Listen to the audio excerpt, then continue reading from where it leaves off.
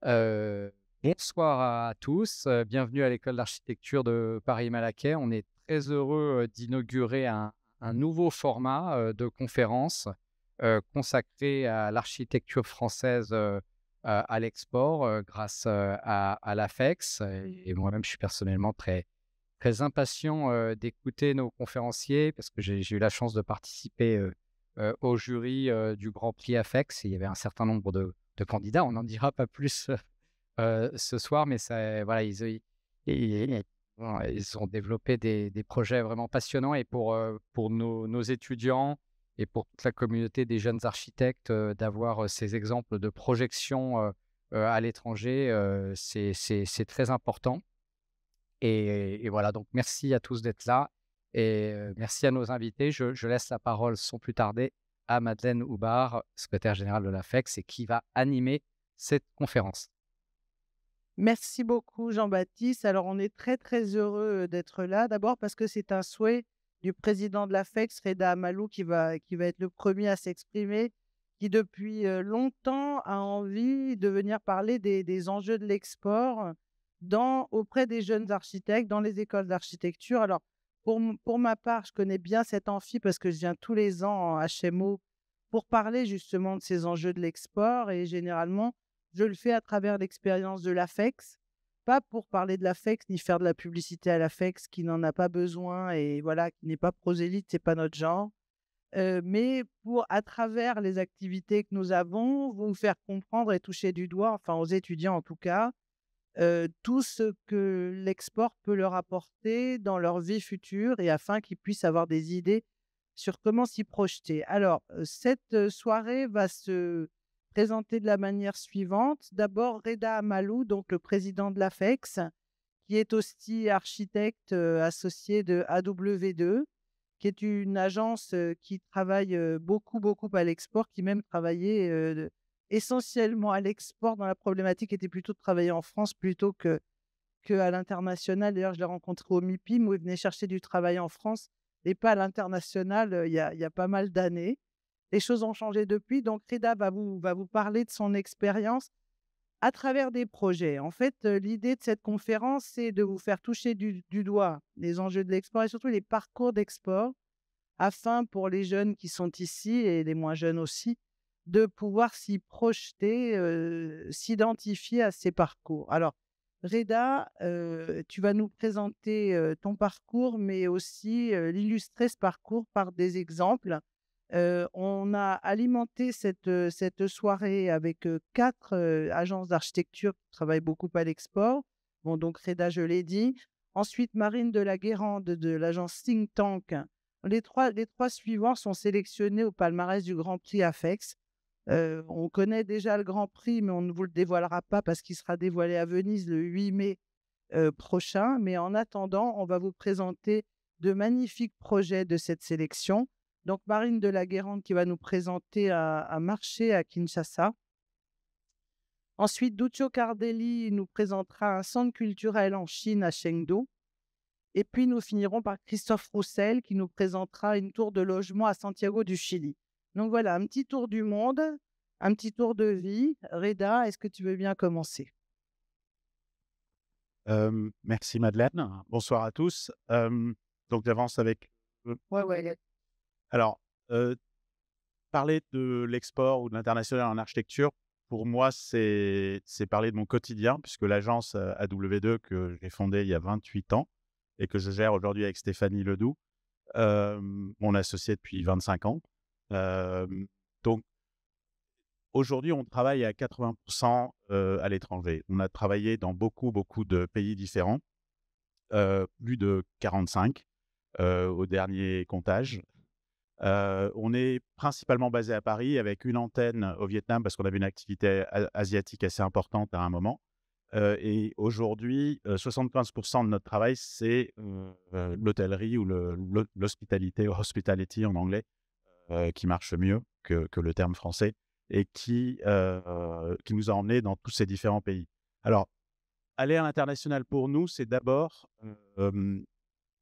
se confronter à des contextes qui sont très variés, qui sont très différents et qui nous mettent un petit peu en porte-à-faux à chaque fois qu'on essaie d'avoir des réflexes architecturaux. Donc, la première règle de l'export, c'est de ne jamais se dire qu'on sait et toujours essayer de trouver la bonne question à poser pour avoir les réponses. Donc, l'idée du contexte, c'est quelque chose qui est venu à nous très rapidement avec une définition assez simple finalement pour nous, c'est de comprendre le lieu, son intelligence comme on l'appelle, c'est-à-dire décrypter quels sont les atouts que va nous donner en fait le site sur lequel on va travailler et le lieu dans lequel on va travailler.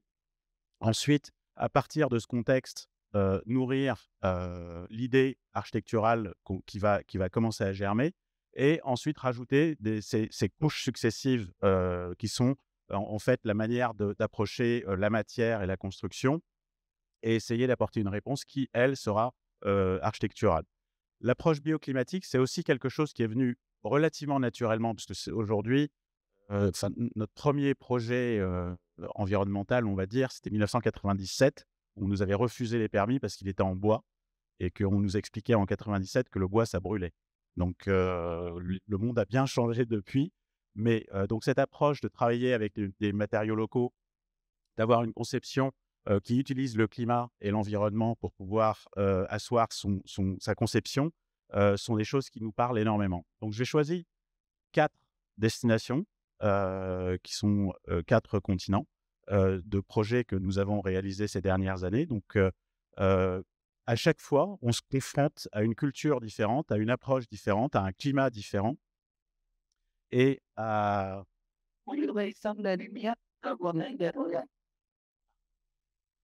Elles sont pas belles. Je sais pas où c'était par là, mais ah oui, c'est là. C'est là.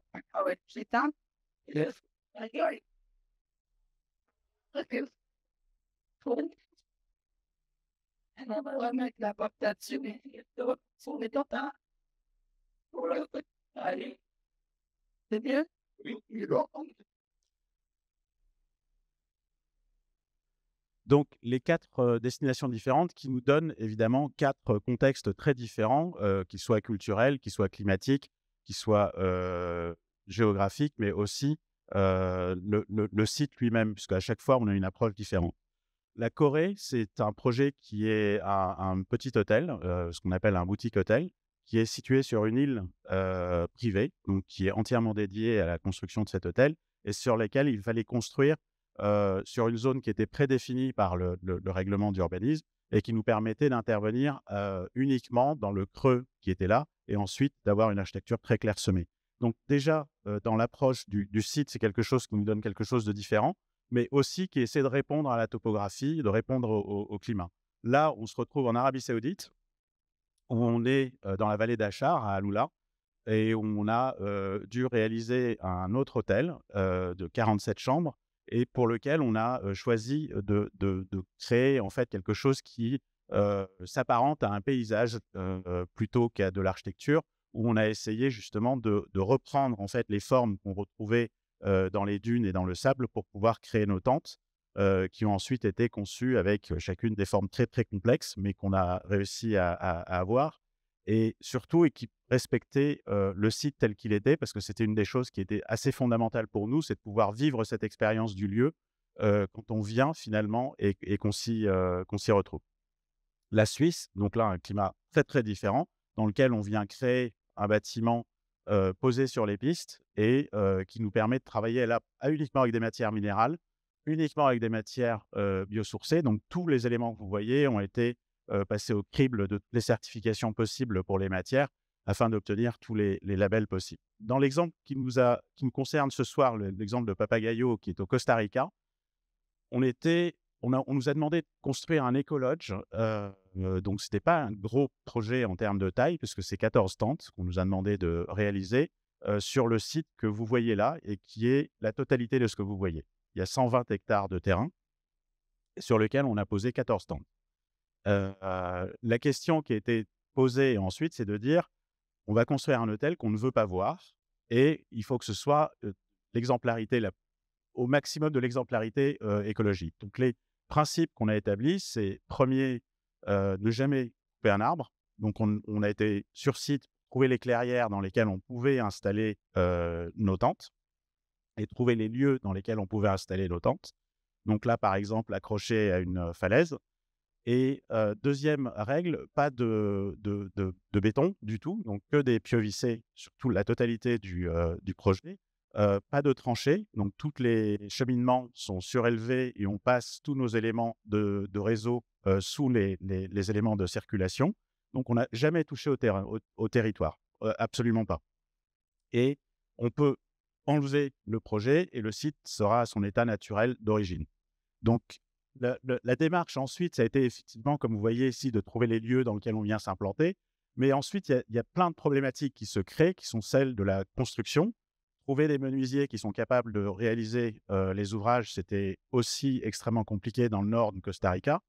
Donc, on a installé une menuiserie qui a construit les tentes et qui a ensuite construit tous les meubles de l'hôtel et qui aujourd'hui fonctionne comme une menuiserie à part entière, mais pour d'autres, puisqu'on leur a laissé le matériel et aujourd'hui, ils s'en débrouillent.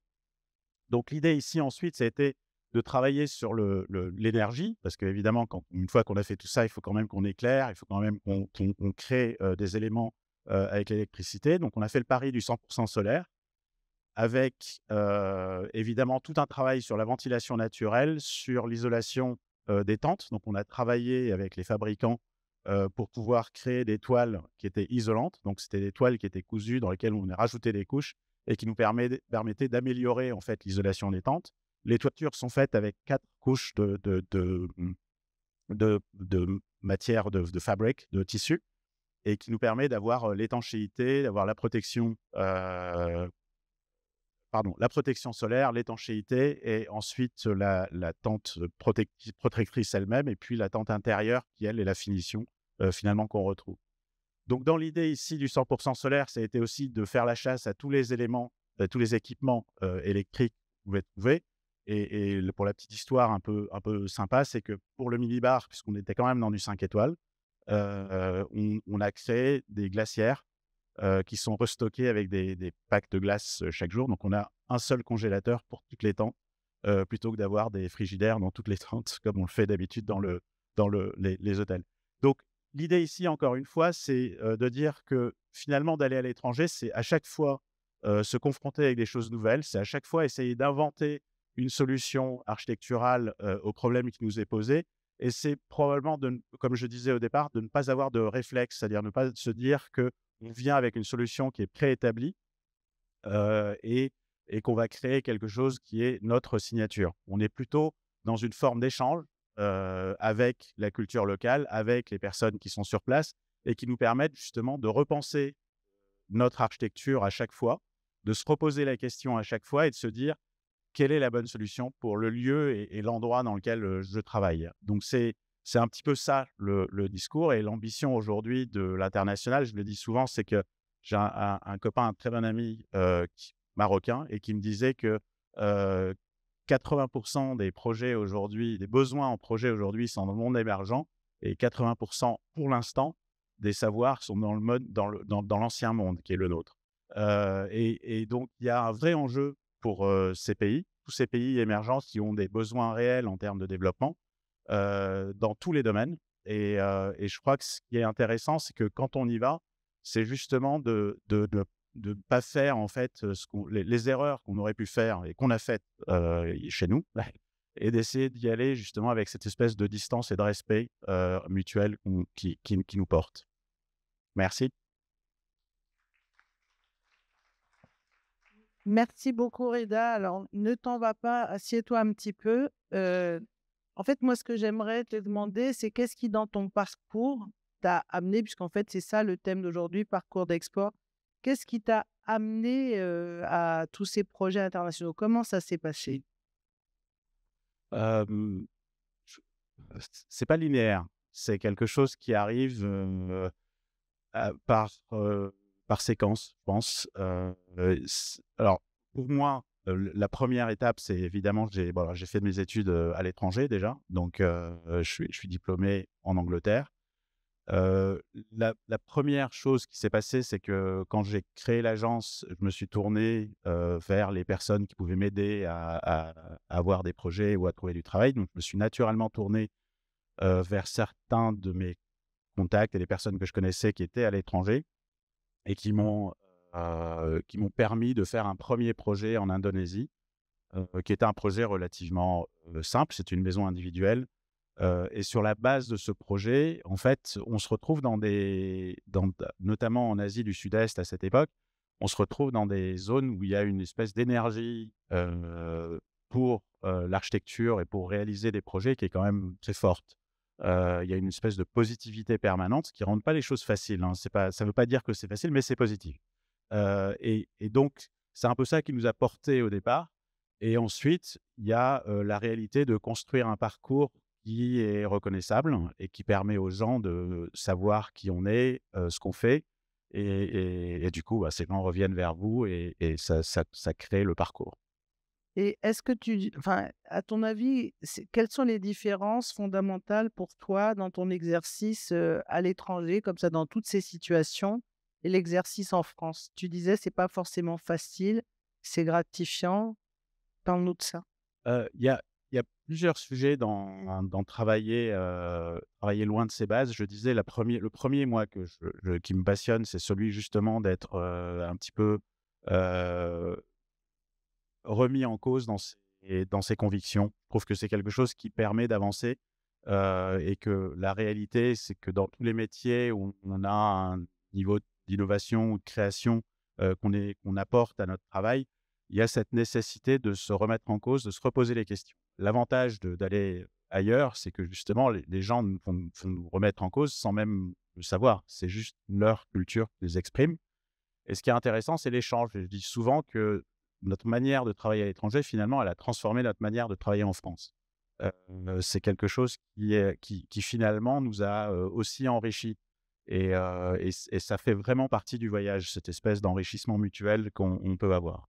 Alors ça, c'est vraiment la question que j'ai envie de poser à tout le monde, c'est-à-dire, en gros, qu'est-ce que travailler à l'international t'apporte comme architecte? Est-ce que ça a changé ta façon de faire de l'architecture? Totalement. D'abord, c'est des aventures humaines incroyables, très souvent. C'est des rencontres, assez dingues.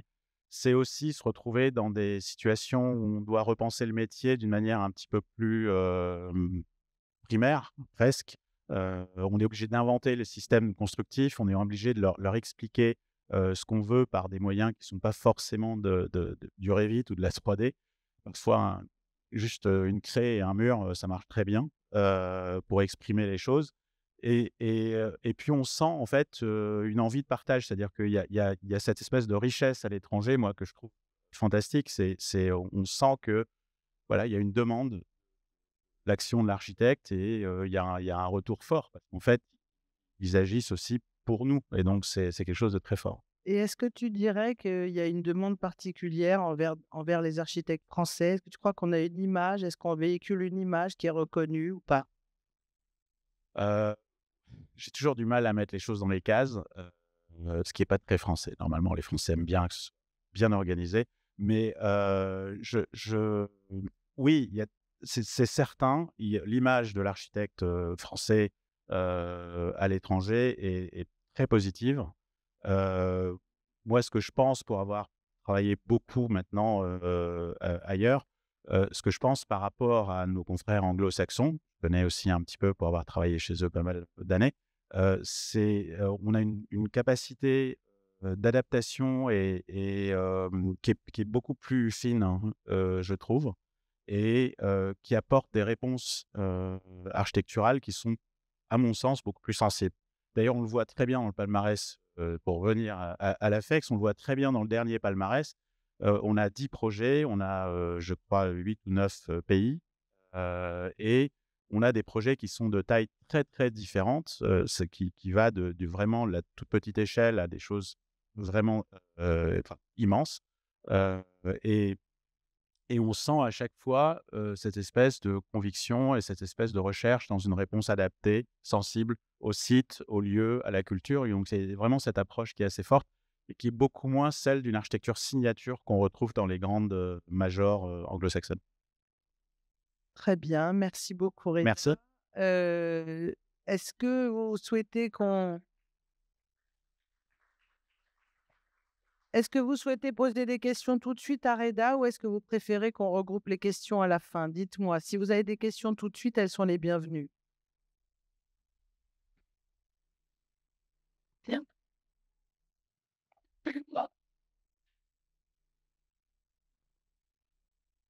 La micro.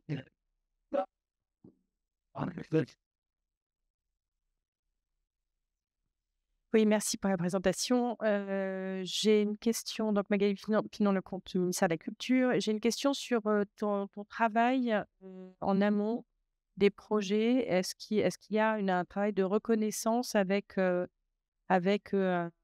un tissu économique local? Comment est-ce que tu t'appuies sur des compétences locales ou au contraire, tu arrives avec tout ta staff complet? Non, mais comment tu fais ce travail d'approche? Est-ce qu'il y a voilà, des recommandations que tu pourrais faire pour pouvoir faire justement un projet contextualisé, même voilà, par rapport à l'économie locale?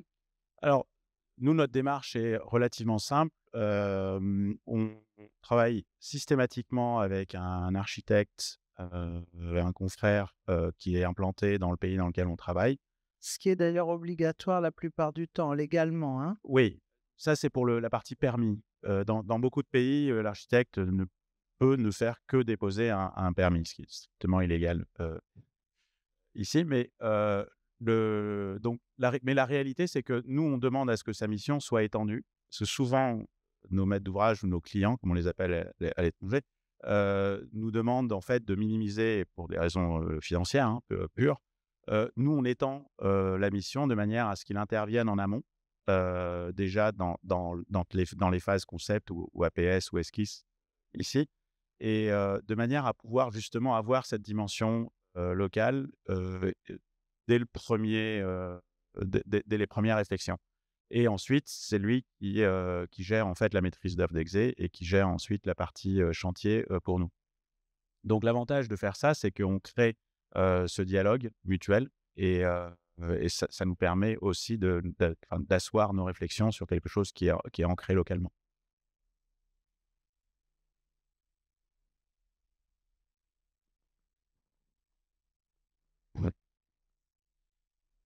Bonsoir, merci pour la présentation. Je voulais savoir, donc je suis étudiante à Malaquais en M1 et je voulais savoir par rapport à votre spécialisation entre guillemets dans le welcoming ou housing, c'était Hospitality. hospitality architecture.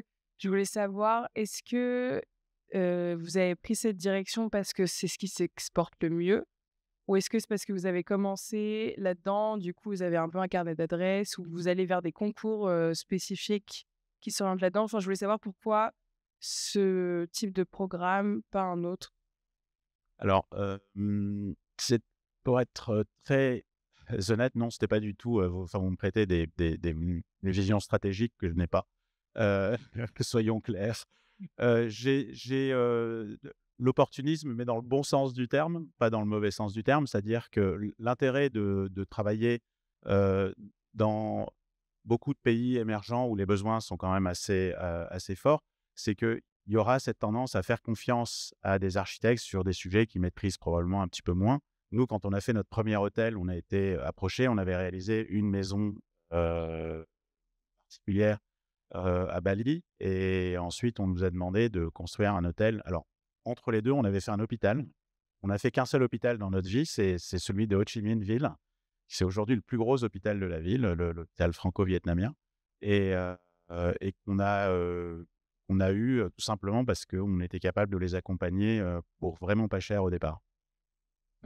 Je devrais pas le dire ça, mais ouais, je sais, mais c'est en même temps quand on a une très jeune agence, et à l'époque on était vraiment on venait juste d'exister. En fait, ce qui nous a porté, c'est plus essayer de répondre à des challenges qu'on nous posait et sur lesquels on s'est dit, on va y aller, on va essayer on va tout donner et on y arrive. Après, il s'avère que le premier hôtel qu'on a dessiné a eu beaucoup de succès et qu'il a été beaucoup publié et en Asie, et que donc ça nous a fait beaucoup travailler en Asie pendant de nombreuses années. Et voilà. Et aujourd'hui, ça s'est un petit peu étendu. Mais pour répondre à votre question, mademoiselle, ce que je crois comprendre de ce que vous voulez savoir, oui, la spécialisation, c'est quelque chose d'important à l'export. C'est-à-dire que l'architecte qui dit je sais tout faire, je suis généraliste et je sais répondre à toutes les questions, ce qui est le rêve de tout architecte, En fait, un client étranger qui prend le risque de vous prendre alors que vous ne connaissez pas son contexte, ça ne le rassure pas beaucoup en réalité. Il est rassuré par des références que vous avez déjà construites et oui, la spécialisation est quand même une clé à l'export.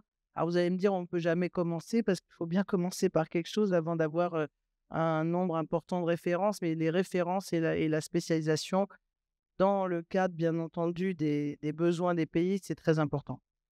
Ouais et puis je crois qu'il y a pour nous en tout cas, s'il y a une chose qu'on s'est toujours dite, c'est qu'il faut que nos projets parlent de nous et parlent de notre travail. Donc l'attention qu'on porte au projet, l'attention qu'on porte à au diff à vraiment à notre travail, c'est clé. Parce que la raison pour laquelle on a été choisi pour faire l'hôtel, c'est parce que la personne avait passé un séjour dans la maison et donc finalement, c'est ce projet-là qui déclenche en fait, l'idée chez notre premier client de venir vers nous et donc cette attention qu'on peut porter à nos projets, elle est clé, vraiment.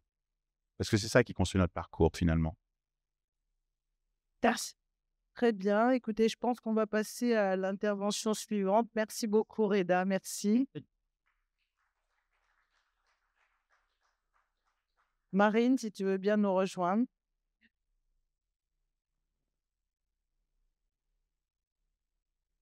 Il en avait encore, hein. Pas de problème. Soir. Alors, je vais démarrer d'une façon que j'avais pas prévue, mais je vais répondre justement, à cette question de la première commande à l'export, la spécialisation, parce que nous, on est le contre-exemple. Voilà. Donc, et après je vous présenterai le projet du grand marché central de Kinshasa. Mais en fait, notre première commande, à l'export, elle est arrivée, par hasard, par bouche à oreille, sur, un programme sur lequel on n'avait pas de référence et une échelle complètement, astronomique par rapport aux références qu'on avait. Donc, toujours des exceptions qui confirment la règle, évidemment. Hem, dans un pays qu'on ne connaissait pas, en plus.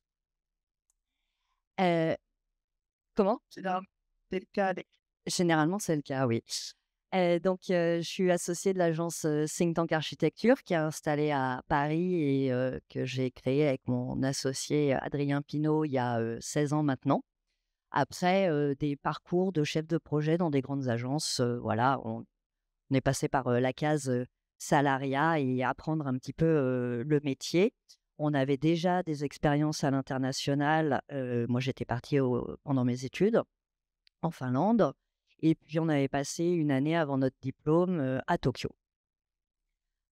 Et quand on a choisi de créer l'agence, on avait toujours dans un petit coin de notre tête, cette idée, de, repartir, mais on ne savait pas, ni quand ni comment.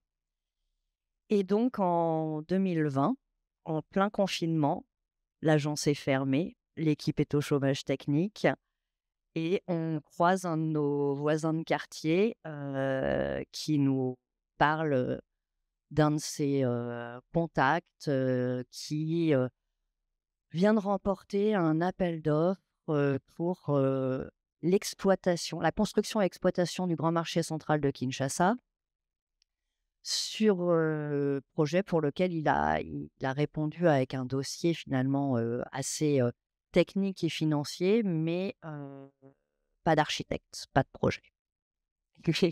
Il l'a remporté, c'est et donc, tout d'un coup, ils se disent: «Bah, super, maintenant il faut qu'on le construise».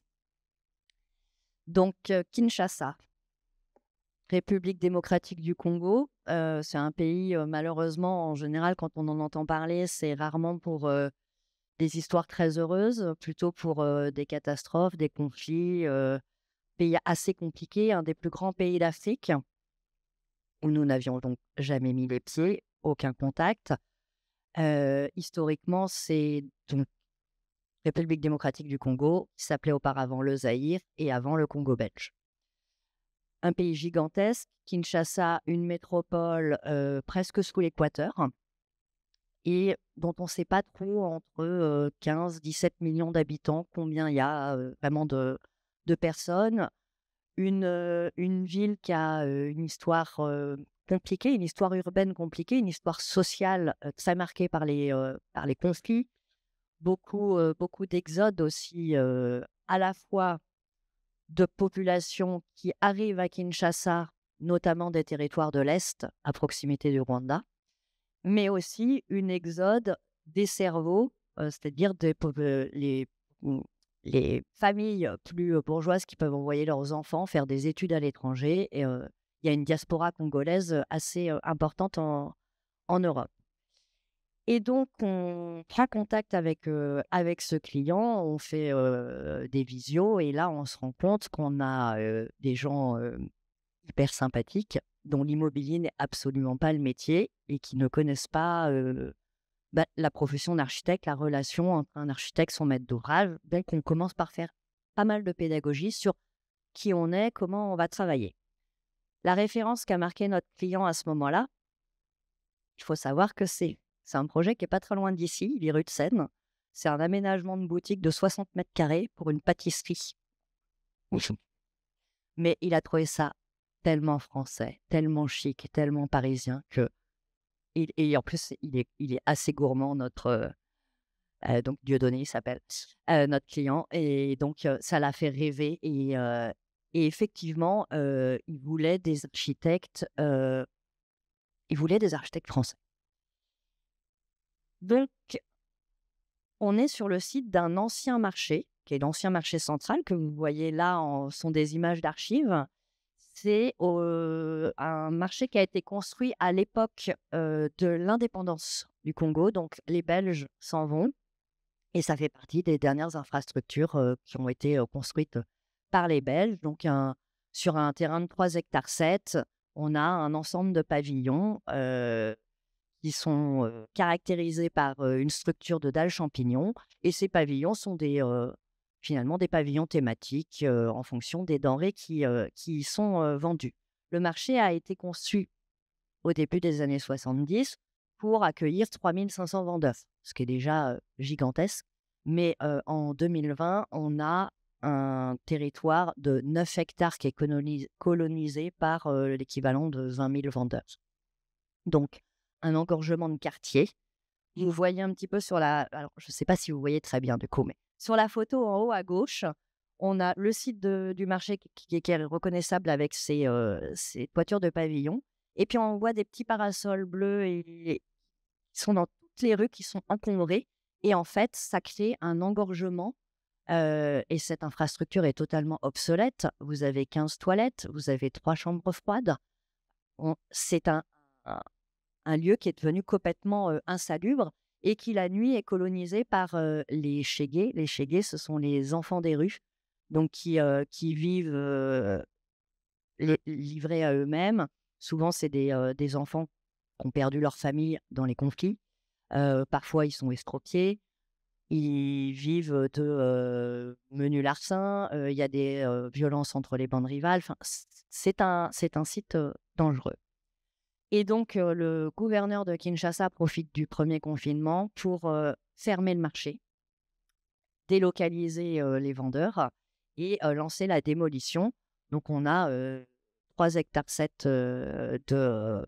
de chantier de démolition qui commence avec une rotation de camions. Ils ont 3 camions pour dégager le site. On fabrique le programme avec le client. Ça, c'est quelque chose qui est très important puisque pour nous, il fallait d'abord qu'on comprenne aussi quelle était la demande de façon à pouvoir y répondre. Et dans les demandes exprimées, aussi lui faire comprendre qu'il y avait un certain nombre de choses à trier et que faire un marché africain confortable, d'un point de vue de l'hygiène déjà, fonctionnel et donc avec des flux qui puissent circuler. C'était pas faire un centre commercial, c'était pas faire une infrastructure fermée.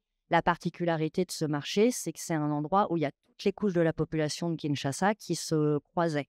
Vous pouviez croiser le ministre, le président, et puis des familles, des mamans qui viennent vendre une production maraîchère de quelques kilos de fruits et légumes par jour sur une natte.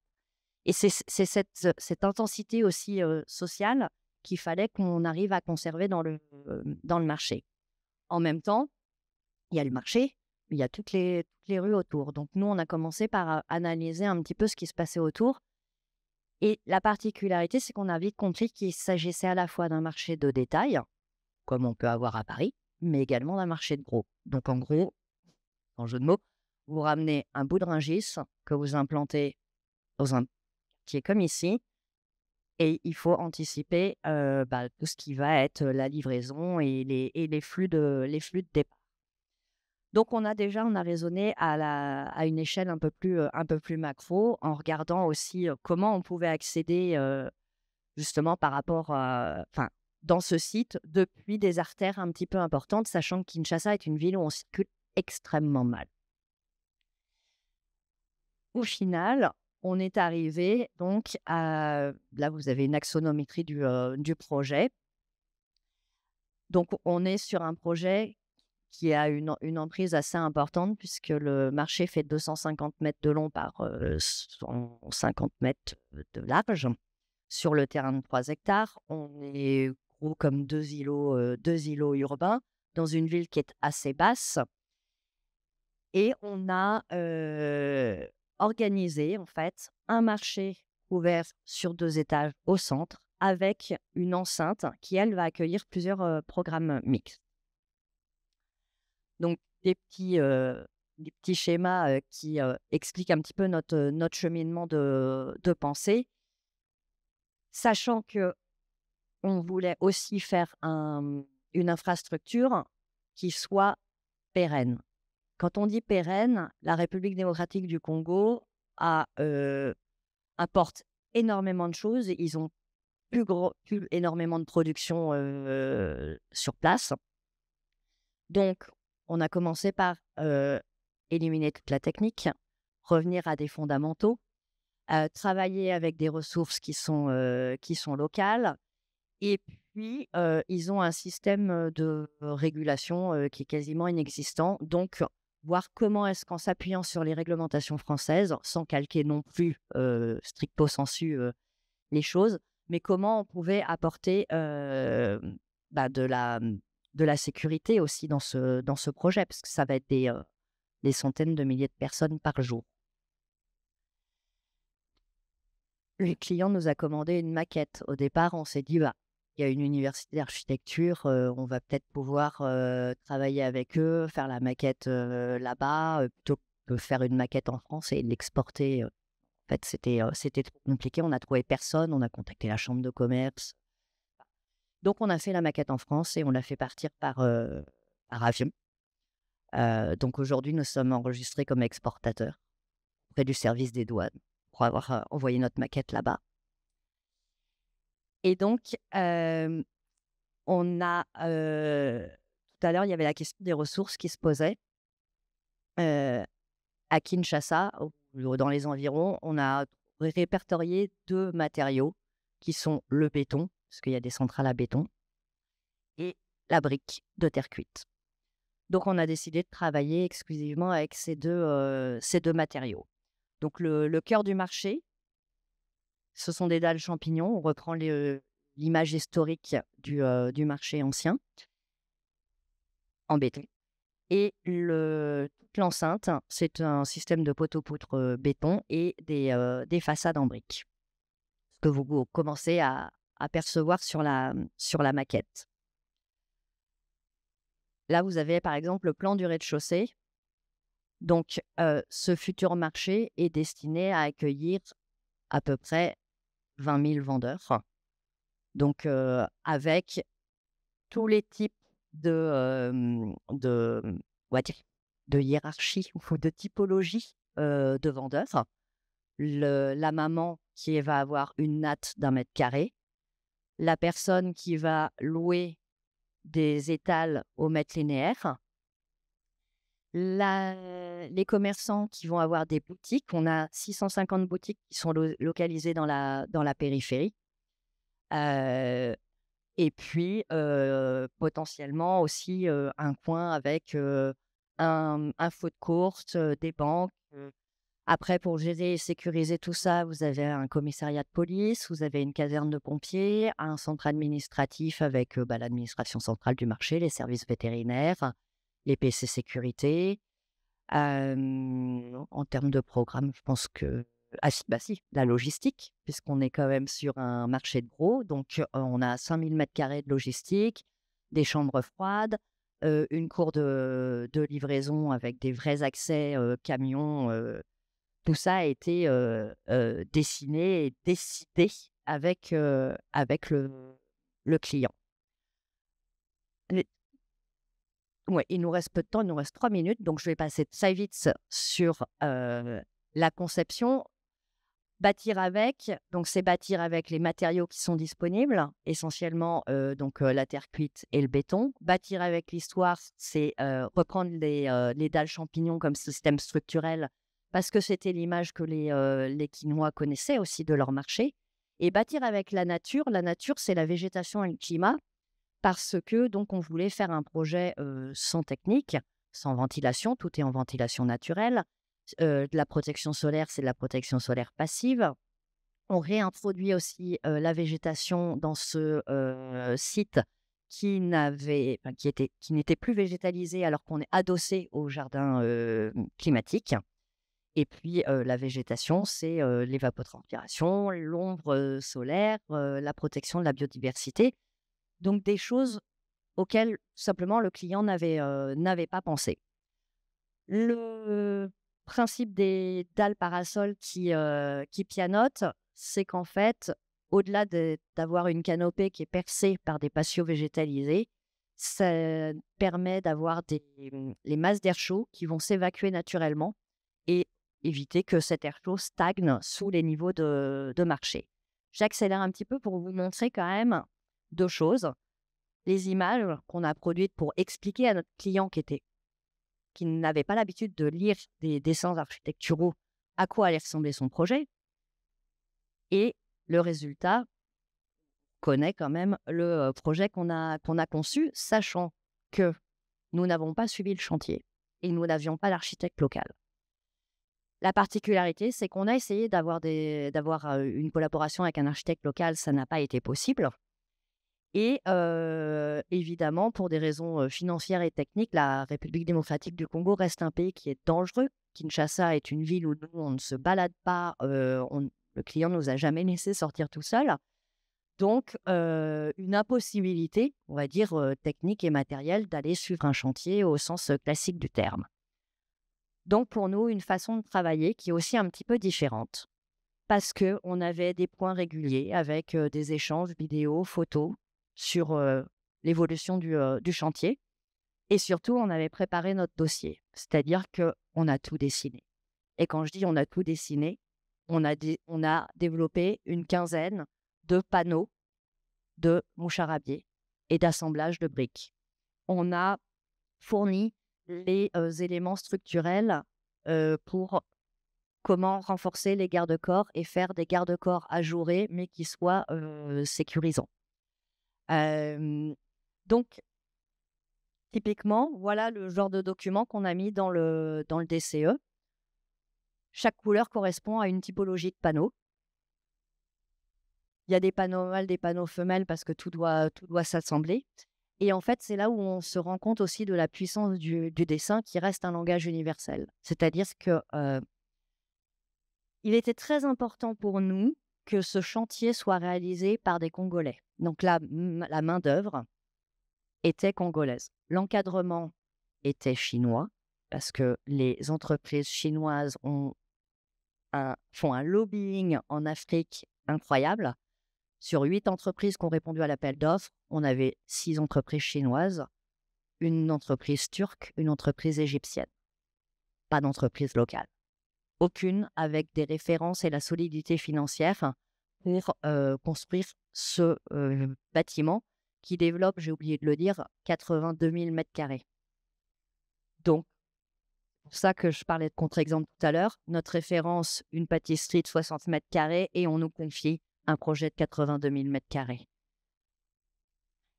Une super aventure humaine. Alors, effectivement, on n'est pas allé pendant le chantier, mais un client qui nous a fait confiance. Maintenant, un projet qui va évoluer parce que le marché et les alentours du marché, c'est des couleurs, c'est des gens. Donc, le projet va se transformer, ça fait partie du jeu, c'est pas grave. Au contraire, qu'il se l'approprie. Et puis, la porte ouverte vers une deuxième commande parce que ce client nous a dit bah, vous savez, moi, j'ai un terrain au bord du lac Kivu. Donc là, on est à l'autre bout de la RDC, contre la frontière du Rwanda, là où le M23 a pris la ville à Goma. Mais il nous a demandé de lui construire. Alors, au départ, c'était un boutique-hôtel, puis il s'est rendu compte que le tourisme n'était pas, même le tourisme local, n'était pas encore ça. Donc, il nous a dit en fait, je voudrais faire des appartements. Et puis, donc, on a conçu une résidence de 28 appartements qui peuvent évoluer en hôtel. On est sur un projet qui est tout en bois, briques de terre crue, briques de terre cuite. Donc, aucune technique, là encore, tout en ventilation naturelle. Et un client qui, au départ, nous parlait d'air conditionné, aujourd'hui dit « Je vais faire le premier bâtiment sans air conditionné, mais avec un confort 4 étoiles à Goma. » Voilà. Merci pour votre attention. Merci beaucoup, Marie. Est-ce que vous voulez lui poser une question avant qu'elle descende?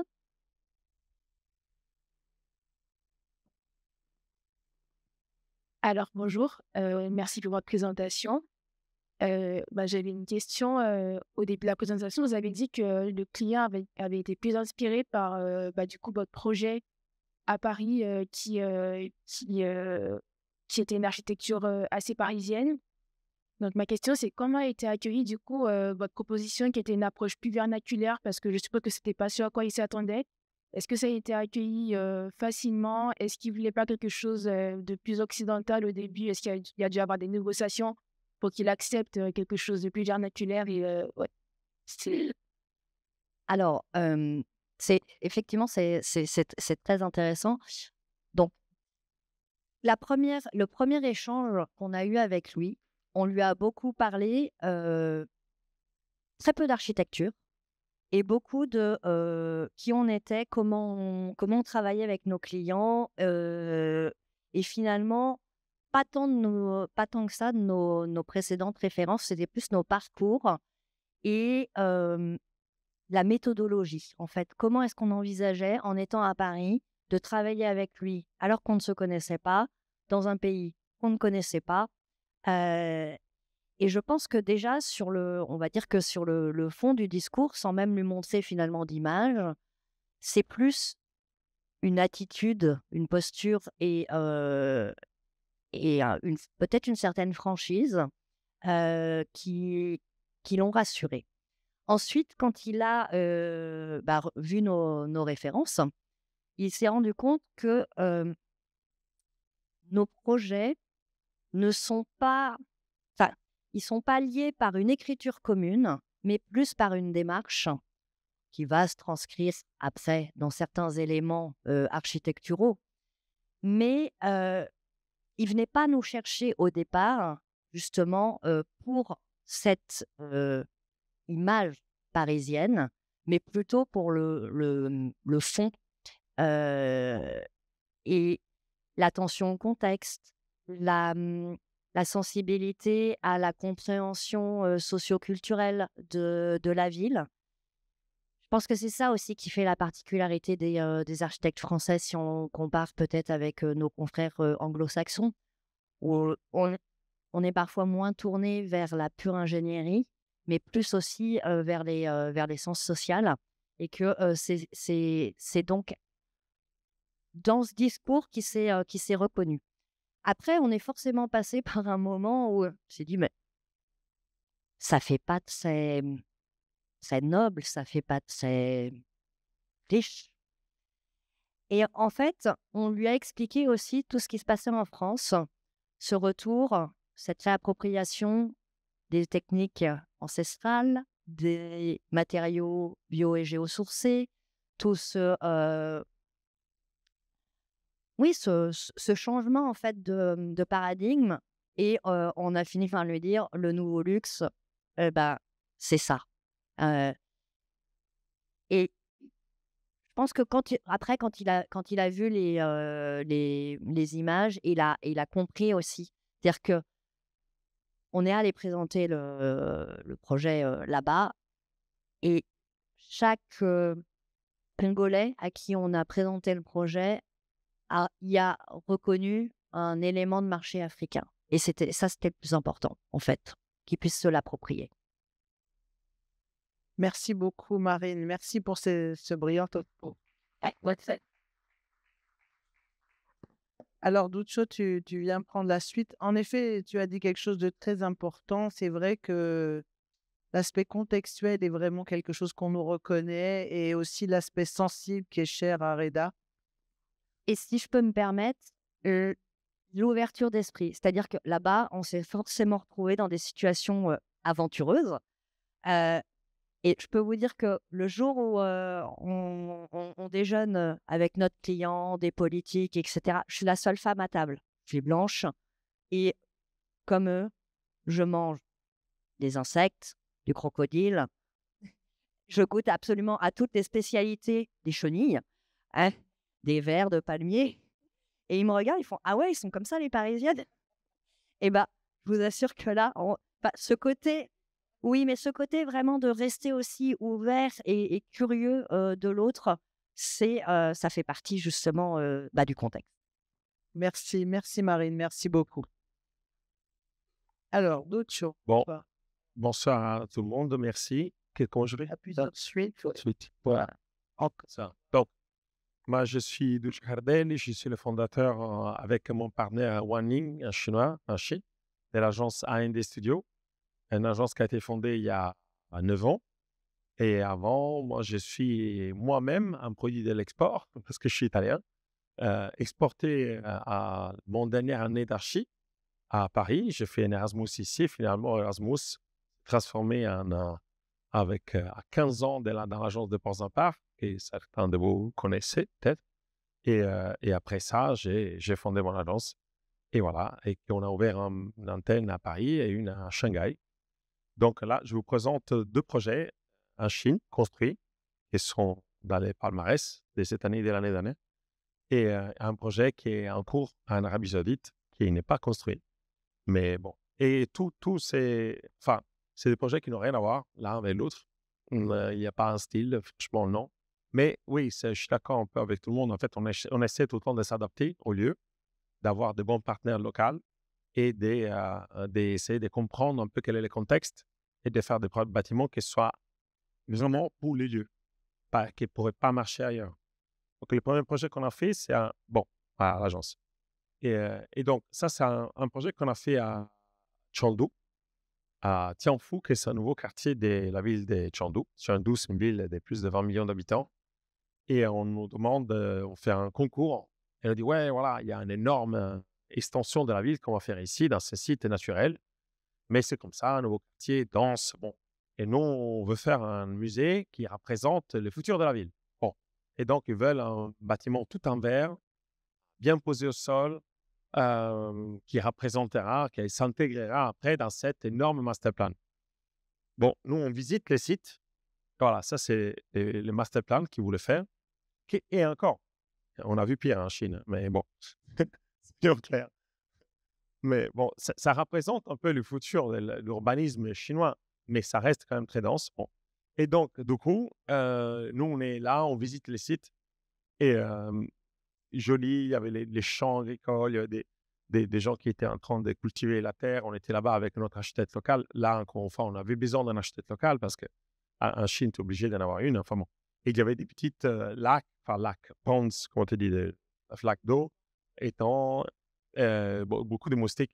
Et on était là-bas l'été, donc on s'est fait massacrer par les moustiques. Mais à un moment, sous les sites, enfin pas sous les sites, à côté du site, parce que les sites, c'est nous qu'on a choisi finalement, il y a des oiseaux qui volent, qui se libèrent, on se dit, ah, quand même. Et on découvre que c'est un site où il y a des oiseaux migreurs qui passent là-bas. On s'est dit, maintenant, regarde, ils vont tout détruire.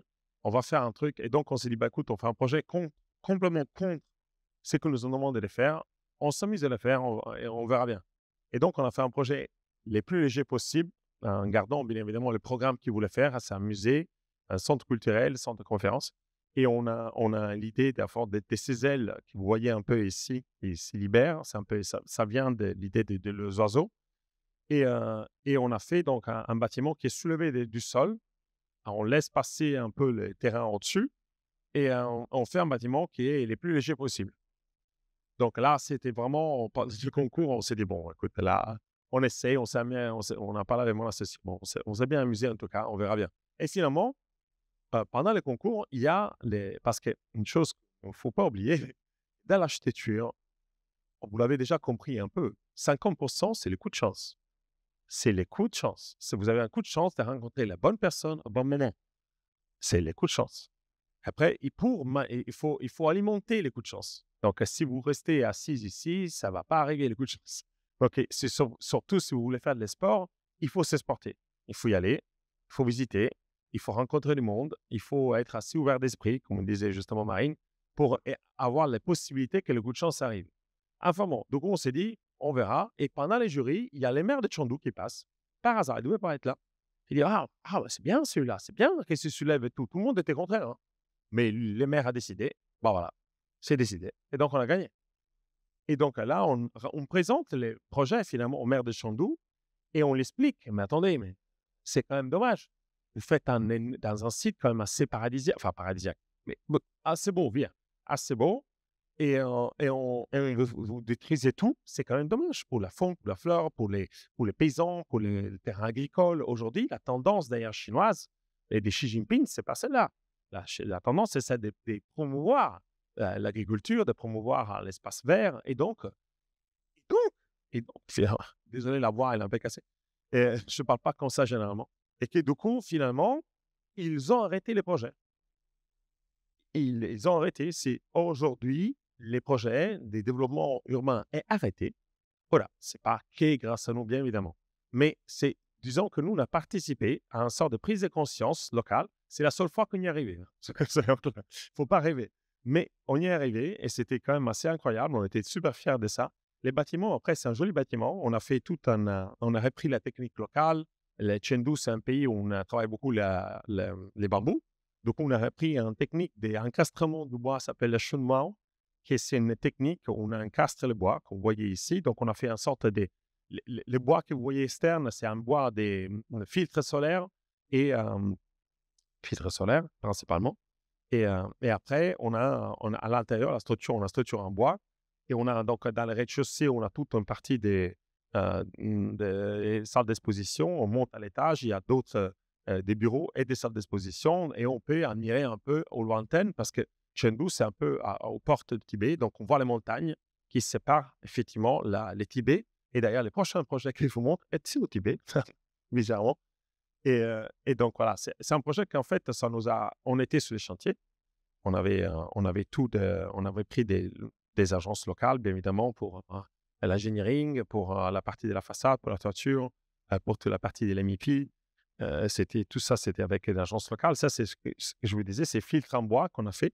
Et ça, c'est assez joli. C'est bien résolu, en fait. C'est un chantier qui, bon, comme tous les chantiers qu'on fait à l'étranger, on n'est pas forcément tout le temps sur les chantiers. Donc, il y a pas mal de compromis qu'on fait. Des fois, on découvre. Et l'avantage que la Chine, c'est même une fois qu'ils ont construit et tu n'aimes pas déconstruire. Mais c'est assez facile à faire ça. On est en train de le faire sur un projet qu'on fait à Pékin. Et bon, ils ont fait un bâtiment mal, ils l'auraient fait. C'est comme ça. Et donc, la structure en bois. Non, mais en fait, c'est des cas, c'est assez super intéressant parce que toutes les fois qu'on bouge, on a bien évidemment des expériences complètement différentes. Les clients sont différents, les maestrances, les entreprises, c'est différent. Bon, les prochaines entreprises, que c'est les bâtiments, ça, c'est toute la partie interne. La partie interne, les filtres qui rentrent à l'intérieur. Enfin bon, c'est un projet qu'en fait, on est assez content de ce projet ici parce que ça correspond beaucoup à ce qu'on avait envisagé de faire. On était un tout petit peu déçus sur le choix du vitrage interne. On voulait un vitrage hyper transparent, mais les raisons budgétaires, ils ont pris un vitrage un peu moins transparent. mais quand même, ça ressemble beaucoup à ce qu'on avait imaginé. Et donc, c'est quand même pas mal. Et on a dessiné nous-mêmes tous les pièces de bois, etc. On était là-bas avec l'entreprise qui ne savait pas les monter. Donc, nous, on avait pris des textes, des livres théoriques sur comment ça marche, ces techniques de bois. Donc, on est arrivé là-bas, on a montré comment faire. On était là-bas avec eux. C'était très intéressant, super cool. On s'est beaucoup amusé, en fait. Et là, c'est un autre projet qui n'a rien à voir. Donc, c'est à Tanka. C'est au Tibet, à Lhasa. Et c'est un musée d'art Tanka.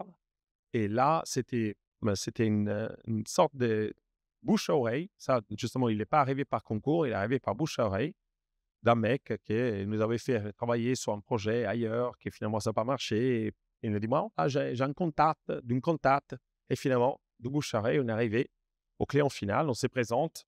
On n'avait pas vraiment réalisé encore des bâtiments comme ça, à part dans ma vie précédente de chez Porcelain Park. On avait pas mal de bâtiments, mais pas de cette échelle, beaucoup plus grand. Ça, c'est tout petit quand même. Le bâtiment d'avant, on faisait 1200 mètres carrés. Ça fait à peine 6000 hors terre. Et donc là, on voit les Potala Palace. Je ne sais pas si vous connaissez, c'est la maison, le bâtiment principal de la religion bouddhiste. Où devrait être. Donc, qu'est-ce que c'est l'art Tanka? L'art Tanka, c'est que vous voyez ici, les mandalas, les Tankas, c'est une peinture assez intéressante parce que finalement, c'est une peinture qui est toujours pareille depuis plus de 2000 ans. Il n'y a pas eu une évolution, genre la perspective. Non, c'est toujours la même. Parce que c'est tellement détaillé, c'est pas grave la perspective, c'est les détails, c'est les symbolismes qu'il y a dedans. Et donc, nous, on connaissait rien. Et du coup, on arrive là-bas et notre client, et là, je retourne un peu sur ce que disait Marie. Un autre client, en fait, c'est un mec qui pratique la méditation. Et donc, moi, j'ai médité avec lui pendant des heures. Et après, on dit, voilà, je connais quelqu'un dans un monastère. Si vous voulez, vous pouvez aller là-bas pour connaître, comprendre. Donc, on allait dans un monastère au Tibet pendant 2 jours. Et bon, c'est super intéressant, honnêtement, parce qu'on comprend beaucoup aussi, pas forcément la typologie des monastères, comment ils sont organisés, les monastères, et comment ils vivent à l'intérieur du monastère. Et ça, c'était la fond d'inspiration de tout le projet. Donc, finalement, on a reproduit un peu l'idée de faire un bâtiment qui est en décomposition, comme les Potala Palace que vous voyez en haut. C'est plusieurs volumes. Et c'est comme un monastère. Les monastères sont faits comme ça. C'est composé par plusieurs volumes et généralement, ils montent sous la montagne parce que dans la religion bouddhiste, c'est l'idée de la montée spirituelle vers le nirvana. C'est une montée spirituelle. Et donc, nous, on a voulu reproduire la montée spirituelle à l'extérieur et à l'intérieur. À l'intérieur, dans la partie de la muséographie, on a fait la muséographie, et toute la partie, donc on a fait tous différents volumes, et ça représente les petits éléments du monastère, une montée externe sous le toit, pour arriver à voir l'élément de la tour tout en haut, qui est un élément où on accroche à la fin un tanka très très grand qui fait 20 mètres de hauteur pendant une fête locale, je ne me rappelle plus le nom, et que du coup on l'accroche et c'est une façon de les voir. Et donc on a une salle de conférence, il y a plusieurs salles d'exposition. On voulait utiliser la pierre locale parce que c'est un peu ce qu'on voulait faire. Là, on a fait une architecture locale, on a fait les murs inclinés qui reprend la maison typique locale, on a fait les fenêtres qui reprend un peu les typologies qu'ils font. On a repris les bronzes, que c'est un matériau qui est sacré pour la religion bouddhiste. On a fait plusieurs je mets des pages. Et donc, là, pour vous montrer, donc ça, c'est la montée qu'on a tout autour. Et on a décidé on ne pouvait pas utiliser la pierre locale parce que maintenant, ils sont en train de protéger les quarries, les carrières.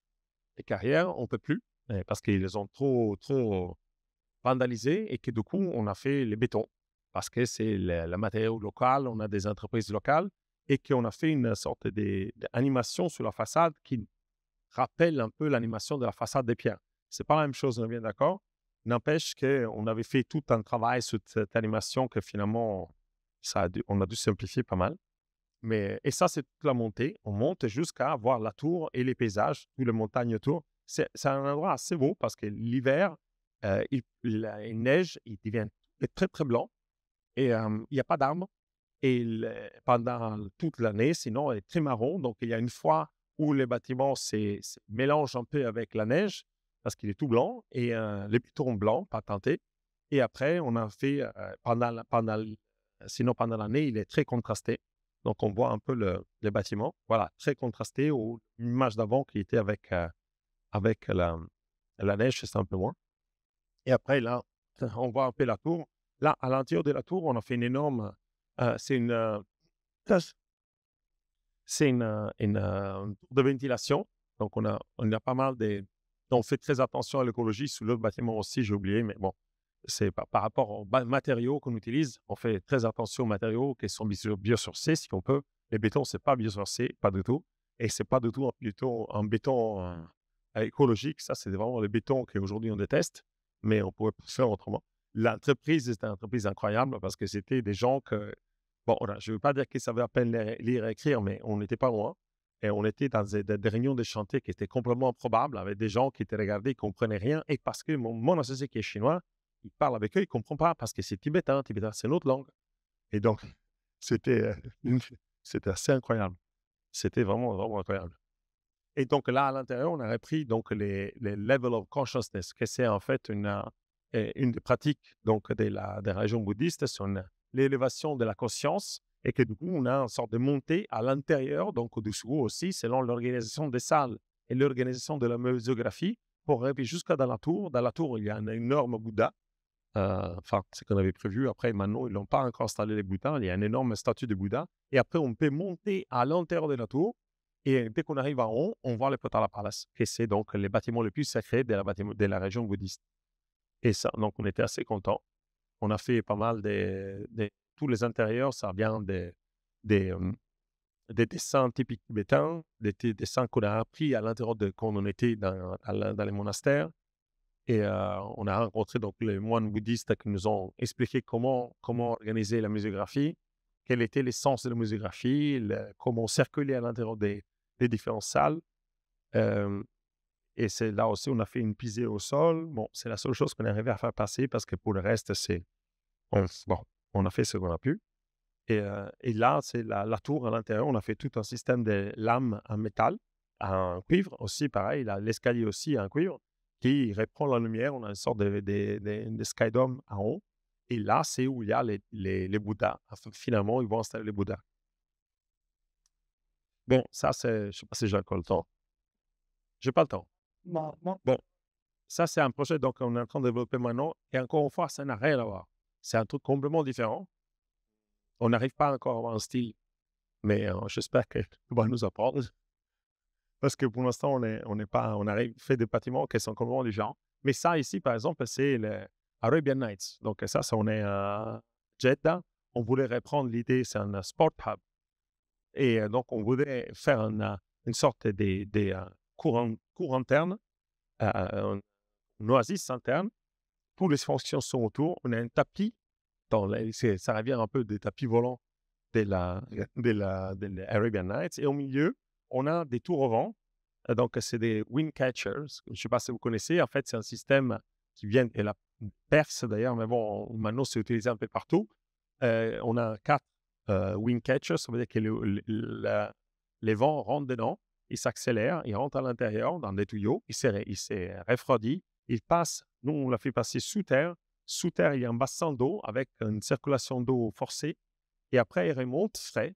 Et avec ça, on est arrivé à réduire la consommation électrique pour l'air conditionné à Jeddah, quand même, qui fait assez chaud, de 80%. Donc, on est assez content. On a fait des photovoltaïques sur le toit. Bon, là, on est en train de travailler maintenant l'APD, ce qu'on appelle l'APD encore. Et on avance sur ça et on espère de les sortir. Là, vous voyez ici les chemins, le wind catcher. Donc, enfin bon, tout ça pour vous dire que c'est des bâtiments qui sont tous différents et que l'aventure à l'esport, c'est un peu ça aussi. Il faut tenter pour y arriver. Et après, si vous décidez de faire une aventure à l'esport, c'est toujours bien. Par exemple, nous, on a pas mal de trucs qui sont en Chine, pas mal de chantiers qui sont en Chine aujourd'hui. Après, ça n'aurait été pas possible sans avoir un associé en Chine. Un associé chinois, un ami qui était chez Ports Park avec moi. Et on a décidé de fonder ça ensemble. Donc, ça a aidé quand même pas mal. Duccio, merci beaucoup. Peut-être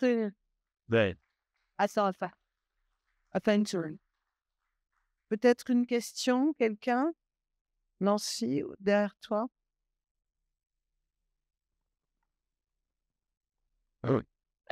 Bonjour, merci pour la présentation. Je suis étudiante en troisième année ici à Malaquais. Et moi, j'avais une question par rapport à au deuxième projet que vous avez présenté sur l'art tibétain, parce que vous faites beaucoup la référence du coup à l'ascension spirituelle qu'on retrouve dans la religion. Mais est-ce que c'est quelque chose qui a été aussi compris et accueilli aussi par la culture locale ou comme si c'était plus une narration que vous avez vous pour nous présenter le projet que eux ont peut-être moins interprété? Ah non, non, non, ils ont bien compris. En fait, comme je disais, j'ai médité moi-même avec les clients. Les clients étaient bouddhistes. Et quand je lui parlais, moi, je ne connaissais pas forcément beaucoup tout ça. Donc, j'ai appris à l'export. Certes, il faut avoir un archi local. Mais bon, même un archi local, des fois, il ne sait pas te donner. J'input, c'est à nous, en fait, d'avoir un peu cette envie de recherche de l'information. Et donc, j'avais pris plein de bouquins pour quelqu'un de quoi il s'agit. Et quand je lui expliquais, ça sonnait du déjà entendu aux clients. Les clients connaissaient tout ça. Et donc, quand je dis on veut faire le mouvement de l'ascendant spirituel, ils disent vous avez tout compris, c'est exactement ça. Et donc, ça s'est bien se passer grâce à ça aussi. Donc, parce qu'on a vraiment essayé, on a essayé vraiment de se mettre et quand on a passé quand même 2 jours avec les moines tibétains, ils nous ont expliqué beaucoup de choses aussi. Donc, c'était un client croyant. Donc, c'est les clients même qui a la collection de Tanka et c'est la deuxième plus grande collection de Tanka. C'est qu'il et que du coup aussi, il est toujours en train de faire une méditation. Mais ce qu'elle te demande, je crois, c'est l'accueil de la population locale. Ah, de la population locale? Ah si, Tibet, c'est quand même, au Tibet, il y a un énorme tourisme chinois, bouddhiste. C'est les pays où les Chinois vont parce que les Potala Palace, c'est un centre quand même très important et que donc le musée marche bien parce qu'il y a beaucoup de gens qui vont et il faut imaginer qu'un tanka, c'est comme dire c'est une icône. Et imagine que dans un musée, il y en a plusieurs, donc il y a des gens qui voient un tanka, ils les reconnaissent, ils s'assoient au sol et commencent à méditer en face du tanka. Et donc, il y a des gens qui circulent, des gens qui sont assis à faire de la méditation. Donc, il y a dans le Tibet, ici, il y a beaucoup de pays quand même principalement bouddhistes, des gens tibétains qui y vont. À l'intérieur, je vous dis, à l'intérieur du musée, on a insisté pour avoir un centre pour apprendre à peindre les tankas pour tout le monde, pour la population. Et donc, on a fait une salle, on a dédié à les gamins qui veulent apprendre à dessiner les tankas. Ce n'est pas la seule école, bien évidemment, il y en a plusieurs. N'empêche que nous aussi, on a voulu avoir un petit endroit où les gens peuvent y aller. Il y a une cafétéria, c'est un petit centre où les gens peuvent y aller, rester un peu de temps et en même temps dans l'apprentissage et dans la spiritualité. C'est-à-dire, je crois aussi qu'il faut dire qu'effectivement, c'est un client TV qui a une collection personnelle extrêmement importante qu'il offre à la population, il offre ce musée. Donc, en fait, il est quand même, lui, très moteur et sa satisfaction est importante. Et puis, l'utilisation locale, manifestement, se passe bien. Si, c'est ça.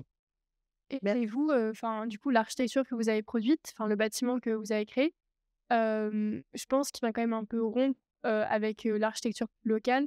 De par sa forme, c'est quelque chose de beaucoup plus moderne et contemporain. Et je ne sais pas est-ce que ça se mêle un peu au paysage architectural local? Regarde, dommage que je n'ai pas mis les références parce que si tu regardes les références même tu vas regarder les références du Potala Palace, tu vas voir qu'en fait, nos bâtiments et le Potala Palace, simplement simplifiés. On a réutilisé les mêmes formes. Quand je disais tout à l'heure qu'on a cassé le bâtiment en plusieurs bâtiments, ça vient du temple bouddhiste. Les temples bouddhistes, ce sont des temples qui sont blancs avec des fenêtres. Nous, on a enlevé les fenêtres parce qu'on n'avait pas besoin. On a mis d'autres fenêtres, mais plus grandes. Et on a encore une fois les inclinés des façades, que nous, on l'a fait pour une question esthétique, parce que la méthode de construction qu'eux, ils ont utilisée, c'était la pierre. Donc, ils ont besoin d'avoir des murs qui sont inclinés pour une question statique. Et nous, on n'avait pas besoin. Mais nous, on l'a fait parce que c'est béton. On ne pouvait pas le faire en pierre parce qu'on ne pouvait pas utiliser la carrière locale. Et donc, on a incliné un peu. Et donc, c'est un bâtiment qui est assez intégré dans l'architecture locale. C'est complètement, ça pourrait être que là-bas. Ça ne pourrait pas être ailleurs. Non. Merci. Merci beaucoup, Duccio. Ouais.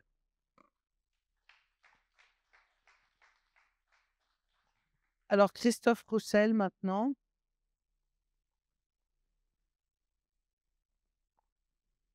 va venir nous présenter un Ok. bâtiment au Chili. Tu vas nous dire ce que ça représente pour toi, le Chili, d'abord, Oui. ton parcours et comment tu arrives à ce projet-là. Oui, bonsoir. Alors en fait, je vais vous présenter en effet ce bâtiment que j'ai présenté à la FEX. J'ai étudié au Chili, donc c'est parti faire un semestre d'échange seulement, mais par contre, j'ai gardé beaucoup de liens avec mes amis étudiants de l'époque et qui sont devenus architectes et avec lesquels j'ai pu lier des liens d'amitié, mais aussi les contacter pour m'aider pour faire l'architecture locale pour un bâtiment heu, que je vais vous présenter. Le point important, en fait, c'est quand c'est assez intéressant parce que quand j'écoutais mes camarades qui présentaient leurs projets, heu, en fait, on a des approches complètement pour trouver une commande à l'étranger, c'est vraiment le sujet, en fait. J'ai envie de dire, c'est toujours trouver une commande, même en France, c'est passionnant et donc moi, en fait, j'ai voulu trouver un système qui me permettait d'avoir 100 de chances de trouver, un client à l'étranger et donc c'est quelque chose de fantastique parce que j'ai réussi à le faire et alors je me suis dit même, «J'aimerais bien faire une tour à New York» et ben, j'ai trouvé grâce à ce système la possibilité de le faire. Alors c'est complètement Il magique. faut que tu nous expliques parce qu'on est tous très, très demandeurs. Alors, les projets que je vais vous présenter, parce que là, je parle un petit peu, mais après, ça va dérouler tout seul, ça va être plutôt visuel. Mais en fait, c'est un petit peu des projets qui ont toutes la même caractéristique, c'est-à-dire qu'ils sont sur des toutes petites parcelles, des parcelles très contraintes. Et moi, j'aime beaucoup ça parce que c'est quelque chose où on rentre vraiment dans les règlements d'urbanisme locaux, on les lit même mieux que les architectes locaux, je vous assure. Par exemple, à New York, on a fait une tour avec un degré d'inclinaison qui est, du prospect qui était surprenant mais qui était dans la loi, mais en fait, c'était une exception qu'il fallait vraiment analyser et ça, c'est en lisant le code, et en plus, on peut le traduire en français, donc c'était assez facile, avec, Google. Donc voilà, le premier projet, en fait, ce même client, en fait, ce client, c'est moi parce que je suis architecte et promoteur. Chose qui est un gros mot, en fait, en France. C'est interdit. L'ordre des architectes, j'ai dû mettre ma femme en homme de paille, voilà. Du coup du coup du coup, elle est devenue, majoritaire d'un groupe immobilier aujourd'hui. Alors, ce qui fait que je suis de plus en plus amoureuse d'elle puisque plus le Il est riche. elle est riche et moi je suis extrêmement minoritaire puisque mon avocat m'avait dit, de surtout rester très minoritaire, par rapport à un projet où il fallait en effet, se lancer en tant qu'associé d'une boîte de promotion puisque c'était moi qui apportais les fonds propres. Bref, c'est un autre sujet. Je ne vais pas rentrer dans le sujet économique, mais en tous les cas, ce projet a été réalisé par, une acquisition foncière que j'ai réalisée, avec quelques centaines de milliers d'euros qui représentent, peu, par rapport au volume construit, mais qui permet en effet de trouver la liberté architecturale et ça, c'était très important et c'est ce que vous allez voir. Donc le principe, à Santiago du Chili, donc c'est un bâtiment très basique, quelque part, très contraint, mais qui, a été travaillé sur la matérialité, le béton, un béton brut avec, du coffrage en bois, ce qui a permis de construire le bâtiment sans grue réelle, avec juste des propulseurs de béton, des banches, très légers à manipuler et donc on a développé une matérialité entre le sol en travertin qui reprend un peu la même, apparence que le béton, les sous-faces en béton banché ainsi que du parquet en bois qui reprend un peu les mêmes, la même teinte, la même tonalité. Donc en fait, c'est vraiment un bâtiment construit comme une monomatière dans laquelle on vient creuser et trouver en fait des aspérités un peu comme une pierre dans laquelle il y a même de la végétation qui vient se greffer. Donc le principe, c'est celui-ci, c'est d'avoir un bâtiment très contraint, mais dans lequel la liberté de quelques volumes redonne en fait dans les espaces, depuis l'intérieur un attrait vers la végétation. Bref, passe un peu les images. On a mis ces jardinières un peu incrustées dans le sol pour retrouver un peu une notion de jardin. Et voilà. Et sur le toit, on a mis des piscines parce que bon, c'était sympa, ça coûtait pas cher. Et voilà, c'est vrai qu'en fait, une piscine, on oublie parfois, mais ça coûte rien. C'est juste deux bouts de béton, 2 poutres, et puis une peinture à l'intérieur, et voilà. Et avec une bonbonne. Non, mais c'est vrai, et voilà. Donc voilà, on a fait des cuisines aussi, parce que la grande frustration, c'est quand on travaille pour des promoteurs, ils vous interdisent de dessiner les cuisines. C'est comme ça en France. Donc là-bas, on a dessiné des cuisines. Voilà. Alors je vous dis ça un peu en rigolant, mais c'est vrai qu'il y a une certaine liberté à pouvoir être son propre maître d'ouvrage. Ça, c'est un autre projet dans lequel on a obtenu le permis. C'est un projet toujours à Santiago du Chili, où on a une liberté un peu folle. On voit le schéma un petit peu en bas là, qui permet de créer une façade complètement variée, où le soleil va venir pénétrer plus ou moins profondément en fonction des étages. Et là, c'était une volonté de pouvoir mêler le verre avec le béton, avec des appartements où on a décidé d'avoir plus de 3,25 m par plafond, enfin sous plafond, et du coup d'avoir des espaces assez. Et là, c'est le même système, c'est toujours toi le Ouais, propriétaire? tout ce que je vous présente là, c'est moi. Ah d'accord. Je vous présente en fait des petits projets qui sont sur le continent américain. Donc là, on part à New York, parce que moi je me disais, tiens, si j'ai envie de faire une tour à New York, Faut que je me la non, faut pas que je me l'achète, mais faut que je me la commande. Parce que si je la commande pas, personne va venir me. Voilà. Donc, j'étais en plus, bref, c'était en plus, je venais de dîner avec mon ancien associé Nicolas Aléné, qui est mon meilleur pote, et on avait discuté, et lui, il avait été retenu pour redessiner un appartement de luxe là-bas.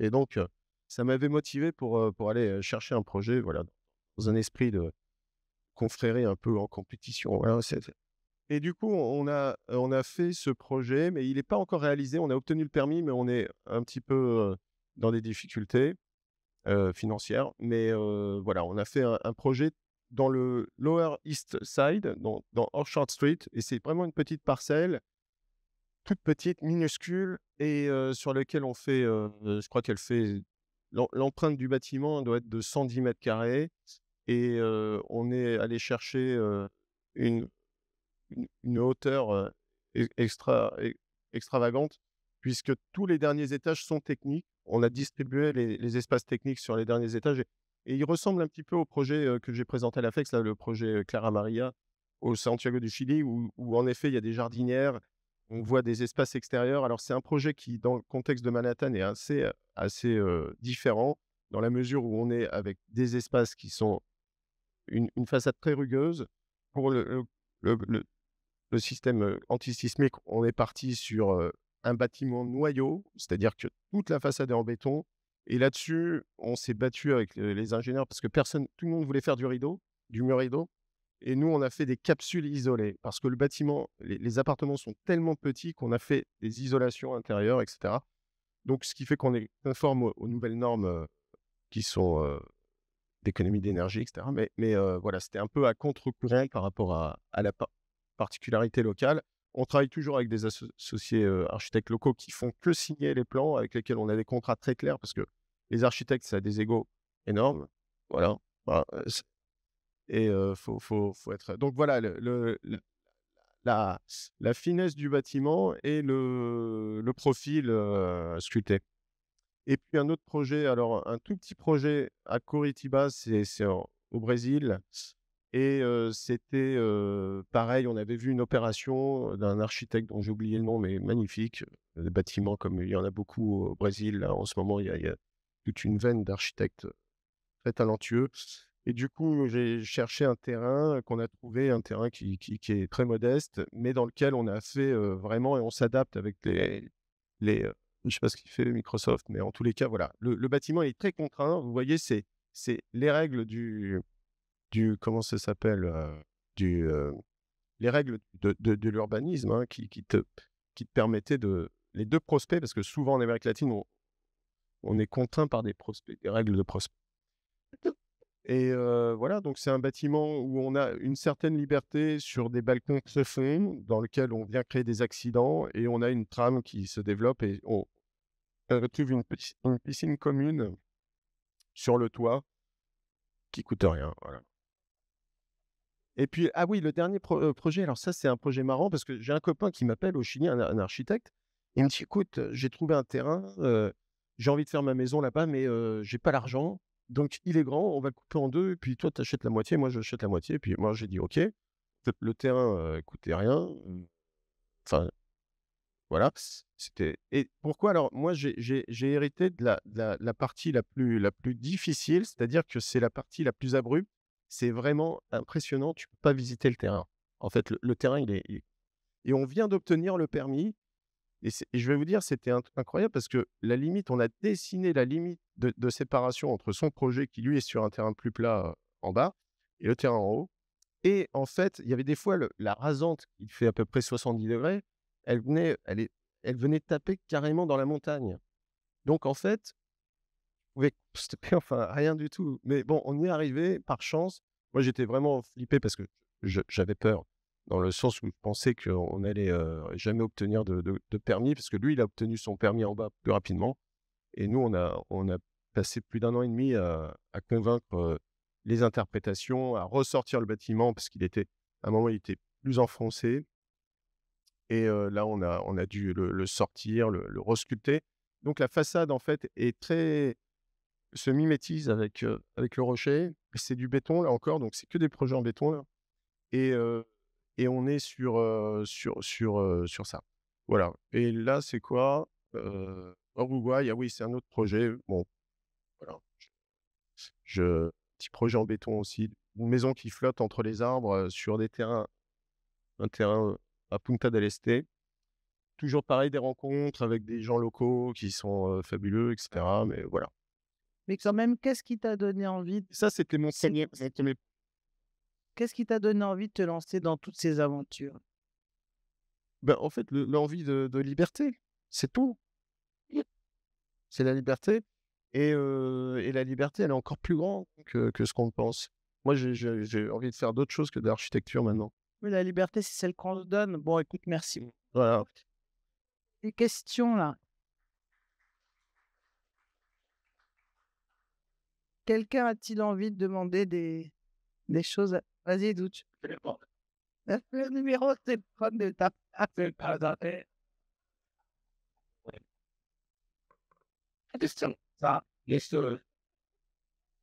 Rebonsoir tout le monde.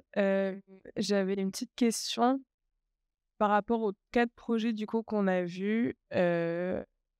Les clients ou les sujets de vos architectures, c'est un peu quand même... Enfin bon, il y a le musée en Chine et au Tibet, etc., qui sont un peu différents. On parle de tous les projets qu'on a vus ce soir, d'accord? Tous cumulés. Je voulais savoir si du coup l'architecture de l'e-sport, ça s'adresse, on va dire, à un certain type de population. Parce que bon, on a aussi le marché, donc c'est un peu multiculturel, multisocial, etc. Je me demande, parce que vous, les logements que vous faites au standing au Chili, à New York, etc., je me demande s'il n'y a pas, voilà, dans les exemples qui ont été choisis, qui ont été montrés, est-ce qu'on s'adresse à une majorité de personnes ou à une minorité de personnes? Est-ce que, voilà. Ah, oui. Alors, sur les projets que je vous ai présentés, en effet, bon, celui-là, c'est classe moyenne basse, hein. Celui que j'ai présenté pour la FEX, c'est pas du tout luxueux. Il y a juste des piscines, mais comme ça coûte rien, on a le droit d'être pauvre et de vouloir se baigner. Partager, hein. C'est vrai que moi, quand je fais du logement social, par exemple, j'impose du bois depuis longtemps, du plancher naturel, hein, enfin du massif, c'est ça le terme. Et en fait, c'est ce que j'explique aux bailleurs sociaux. Je leur dis, bon, si vous mettez du PVC partout, c'est peut-être pratique pour votre entretien, mais finalement, c'est dommage pour vos utilisateurs. Alors que pour le même prix, moi, en tant qu'architecte, je vous fais du bois. Donc en fait, après, c'est vrai que le truc à New York, c'est un peu pour se faire plaisir, hein, et je pense que c'est peut-être l'un des bâtiments les plus accessibles pour se loger à New York, celui que je suis en train de faire. Donc, je ne suis pas dans le logement social, parce qu'il y a du logement social qui est fait d'ailleurs dans ce quartier, mais c'est du logement privé, mais qui n'est pas du tout dans du luxe. C'est-à-dire que, non, je pense que ce qui me correspond, c'est plutôt l'envie de faire de l'architecture et ne pas se l'interdire pour aller asseoir une idée politique. Après, j'ai des projets caritatifs que je vais faire quand je serai vraiment installé, plus âgé. Voilà, et j'espère pouvoir y arriver, mais c'est d'autres sujets qui sont un peu moins liés avec l'envie dont je parle aujourd'hui, qui est juste architecturale et plastique. Et je pense que souvent on le perd de vue face parfois à des commanditaires, des clients qui peuvent nous contraindre un peu à être dans des choses. Bon, moi, voilà, mon point de vue, c'est plutôt d'être dans les. Je voudrais répondre de manière plus générale. Marine ne sera peut-être pas d'accord avec moi, mais en attendant, a priori, c'est vrai que les gens qui sont de France et qui vont à l'export vont sur des projets un peu exceptionnels. C'est-à-dire que le logement social, par exemple, qui est un sujet qui m'est cher dans toute mon histoire, je pense que ce n'est pas vraiment un sujet d'export et heureusement d'une certaine façon, c'est-à-dire qu'on sait faire du logement bon marché un peu partout autour du monde et c'est pas pour ça qu'on vient chercher des architectes français. Quand un pays vient chercher des architectes français, étrangers et français en l'occurrence, c'est certainement pour construire des bâtiments qui sont des symboles d'un moment de leur développement où ils ont envie de montrer qu'ils savent faire aussi bien, aussi grand, aussi beau qu'ailleurs. Et en gros, ils veulent montrer au monde des icônes de leur développement. Alors, c'est vrai que ce sont des bâtiments à forte portée symbolique, des bâtiments qui sont beaucoup de musées. On a fait une étude pour savoir quelles sont les choses qu'on exporte dans le monde. Et un des premiers sujets d'export, ce sont effectivement les musées, les théâtres, les opéras, les bâtiments culturels sont vraiment un gros sujet d'export. Il y a aussi des infrastructures. Bon, les marchés s'en est un, mais on exporte pas mal d'infrastructures aussi. Il y a des sujets d'export. Et c'est vrai aussi que pour un architecte français, aller à l'international, sauf quand il est son propre maître d'ouvrage, il a besoin aussi d'une certaine taille de projet pour que ça puisse être envisageable. Parce que je ne vous apprends pas qu'à l'étranger, les honoraires sont beaucoup plus bas qu'en France dans plein de pays. Et y aller pour un micro-projet, un tout petit projet, un projet vraiment très bon marché, ça n'a pas de viabilité économique, quoi. Donc peut-être que ça, c'est la raison pour laquelle ce sont des bâtiments un peu exceptionnels qu'on a montrés là. Mais je vois pas en quoi un bâtiment de logement social ne peut pas être forcément aussi à une grande échelle, aussi exceptionnel. Et aussi, vous dites C'est une question de budget. C'est une question de budget. Quand vous avez des honoraires qui sont extrêmement bas, ce sont pas des bâtiments dans lesquels il y a de gros investissements financiers. Clairement, ce sont des bâtiments bon marché et a priori, c'est compliqué de répondre dans ces conditions. Alors, je ne sais pas si je vais vous convaincre. En tous les cas, Christophe Millet, qui est le président de l'Ordre, qui va peut-être réagir d'ailleurs à la présentation, était censé conclure notre soirée. Donc, Christophe, à toi la parole. Merci beaucoup, Christophe. Merci, à bientôt. Ouais.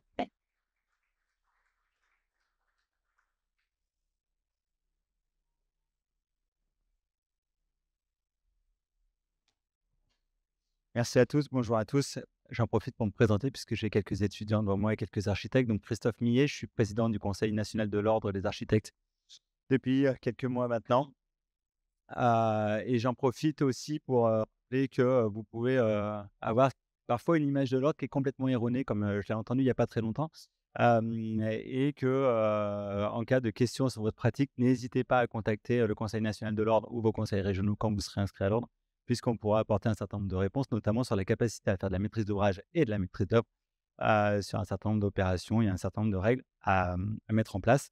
Mais je serai ravi d'y répondre, ou du moins les services de l'ordre seront ravis de répondre à vos questions sur cette capacité. Et on le voit, cette volonté ont de plus en plus d'architectes à vouloir passer de l'autre côté de la frontière pour faire cette propre commande et ainsi répondre à leur propre désir ou leur propre ego d'architecture. Mais ça m'amène aussi à un point important, c'est pourquoi le Conseil national est aussi rigoureux sur cette différence. C'est parce que ce qu'on voit ici, c'est une spécificité française, hein. Et cette spécificité française, c'est la capacité qu'ont les architectes français à produire une architecture qui est expression de la culture et à produire une architecture qui est d'intérêt général. Et ça, ce sont les deux spécificités françaises qui sont attirantes à l'export. Et on voit dans les productions qui ont été montrées aujourd'hui, c'est que si on n'est pas allé chercher des anglo-saxons pour faire le marché de Kinshasa ou les tentes dans le désert, c'est qu'aujourd'hui, les architectes qui sont venus produire une architecture qui est une expression de la culture locale. Et ça, c'est vraiment quelque chose qu'en France, on défend et que l'ordre défend à toutes ses forces. Et cette architecture expression de la culture, c'est notre intérêt général. C'est l'intérêt général que nous, on amène en France, ici, dans nos territoires, qui vont nous permettre d'adapter nos territoires au changement climatique. C'est ça qu'on défend. Et aujourd'hui, on l'a vu l'autre jour à MIPIM, c'est ce que les architectes français exportent le plus, c'est l'intérêt général de l'architecture, et deux, l'architecture comme expression de la culture. Et je crois qu'on est peut-être le seul pays du monde où le porte-drapeau de tous les pays d'Europe sur ces valeurs-là. Donc, moi, je vous encourage bien sûr à intégrer chez vous, dans votre pratique, cet intérêt général de l'architecture et cette architecture comme expression de la culture, parce qu'elle vous servira bien sûr tout le long de votre carrière, mais aussi ça sera votre principal argument vis-à-vis de l'export dans votre pratique plus tard, parce que, et moi j'en reste intimement convaincu, c'est ce qui fait la plus belle architecture, c'est cette capacité qu'on a à lui donner cette expression de la culture. Voilà ce que je voulais un peu vous redire. J'en profite pour dire quelques mots sur l'Ordre des architectes, mais vous savez, on est l'organisme qui gère la profession sous le ministère de la Culture,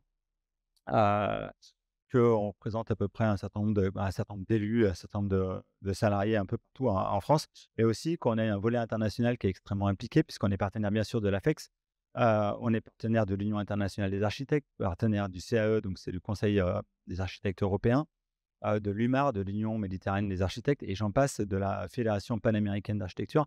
Et tous ces organismes qui sont des organismes internationaux nous permettent aussi de positionner l'architecture dans un contexte global, général, mondialisé, et de montrer quelles sont, nous, notre pratique, comme elle peut être un exemple dans toutes les pratiques des autres architectes du monde. Donc, on est constamment présent partout dans le monde. La semaine prochaine, je serai au Brésil, justement, pour signer une convention avec l'ordre brésilien dans le cadre de la COP30, où on va montrer encore une nouvelle fois à quel point l'architecture est une réponse ou une solution à l'adaptation des territoires au changement climatique. Et puis, quelques mots encore, mais non, ça ira. Je crois que je vous ai dit déjà pas mal de choses. C'est aussi des choses à conclure. Mais voilà, je leur ai dit une fois, gardez ça en tête. Aujourd'hui, on a montré à quel point cette capacité qu'ont les architectes français à faire de l'architecture, ce sont ces valeurs-là qui s'exportent le plus, au-delà du talent que vous avez, au-delà de votre capacité à faire votre propre maîtrise d'ouvrage pour certains. C'est surtout ça qu'il faut garder, à mon sens. Merci beaucoup. Merci beaucoup, Christophe, pour cette conclusion. Merci à tous. Merci de votre attention et à une prochaine fois. Attendez.